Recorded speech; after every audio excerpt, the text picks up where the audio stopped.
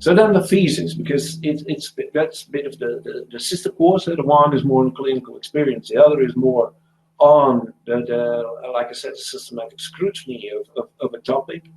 So that needs to be empirical research, testing hypothesis. So it is quantitative what you do, and it's preferably linked to one of the themes that we have at our department, and we have a broad area of topics. Like I said, loss and psychotrauma and anxiety and related disorders. Those are specific topics that we have a lot of expertise in, but also in the area of eating disorders, personality disorders, etc. A lot of themes are covered if we look at our staff members.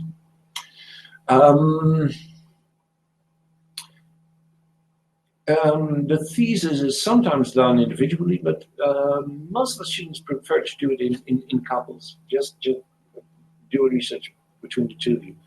That is some sort of a small mutual support group too, and with two people you know a little bit more than alone, and you can help each other out. So quite some students do that actually. But you need to keep in mind that even if you work together, everybody writes an individual thesis. That's an individual product. And we have the possibilities of doing your research abroad too. Of course, we have some close contacts there. That's a possibility that you could consider. And Blackboard is our platform for communication with our students. Blackboard offers a wealth of complete possibilities for doing your internship or your thesis too by that time. And what is particularly interesting for some of our students, but not for all, by the way, is that some of the organizations that offer internship positions also offer a combined possibility of doing an internship and your thesis. For some, that is interesting to consider. For others, they say, well, I like to do an internship in an organization that works on eating disorders, but I like to focus my thesis more on anxiety disorders, for instance. Well, then you have a broader focus, and that's possible too, of course.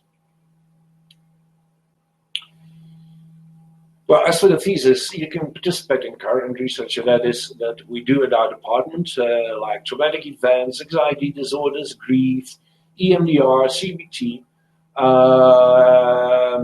experiential psychopathology, sexuality, forensic psychology, addiction, etc. There's all kinds of things going on.